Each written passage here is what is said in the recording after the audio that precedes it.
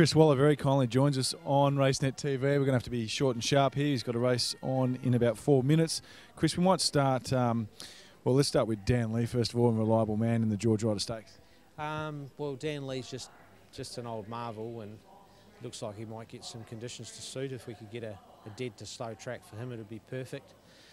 He's racing against some very good horses, obviously Piero and Shootout, yes. And there's a few others in there as well that are just genuine Group 1 weight for age horses, still in their prime. He's 9 years old, but his form's great, and he's won the race before. He's ticked a lot of boxes, but he's had more chances to tick a few, I suppose, as well. But he's going great. Okay. A little bit of cutting the ground, which we might get on Saturday, won't harm his chances either? No, that'll significantly help them. The Chipping Norton was on a good track, and he ran home really well, but slow track, I think he's almost unbeaten. It may have changed a little bit later on in life, but at one stage there, I think he was about 5 from 5, including Group 1 races. And Shootout, Chris, how's he doing? He's done really well. I think that 4-week gap between runs is perfect for this horse. He just got a great fresh record. We gave him a trial about 10 days ago just to keep him up to the mark without hurting him, and seemed to trial really well. I think it's perfect distance, nice big track, and a lot in his favour. Just got to beat Piero. And reliable man, Chris. He's a well-performed horse from Europe. Very good horse. He's got a high rating from the international rating system, and he'll be a horse that gets was getting prepared for the spring, and I thought it's important for them to have a couple of runs. If he went straight to the spring, he would have been off the scene for a long time. So look, it's very hard to step into Group 1 horses in their prime, in their peak fitness, when he hasn't raced for so long, first start in Australia. But it'd be nice to see him finish midfield and hopefully progress on to the Queen Elizabeth, which would top him off nicely and for that race, and I think he'd be a much better chance than the Queen Elizabeth. Okay. Red Tracer was desperately unlucky in the Coolmore Classic.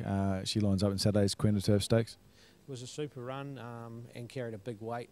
You could say weight for age on Saturday will suit her, but then you got more Joyce. So it's going to be hard. She hasn't got the draw that she had in the Coolmore. She had barrier 1 and got every favour. So might just ride her a little bit negatively, and give her a chance to get some cover and finish the race off, because the last thing I want to do is break her heart. And if you go forward sitting outside the leader doing it tough, and then more Joyous and other horses in the race breathe down your neck, it's not ideal for her. And so I think if we give her a nice cosy run as we did in the Coolmore, gets cover and just expose her late, well, hopefully the others fail and she can overcome that wide draw. Trio of runners in the BMW, Collini, Gatewood and Foreteller, who took out the Rambat Stakes last up. Yeah, it was a super run, and he's in form. He's got a really good finishing burst, so we're just going to make sure we keep him in contact so he's not chasing too far from home, and I think that'll be the key to him. If Jimmy can have him travelling at the 400 metre mark, I think the 2400 will be no problem, and he'll be very hard to beat. And the other two, Chris, Foreteller and Gatewood, Gatewood and Collini. Collini can turn the tables. He can really improve. Distance is right. I think he's just been one run behind all prep. He's finally fit. Likes the distance. Weight for age is a concern, but he can really improve. And hopefully he races a little bit more tractably. Gatewood, he needs to improve a lot, and we'll probably just ride him a little bit quieter. His preparation hasn't gone right from the first day on the wet track here. And then last start we might have just ridden him a touch close.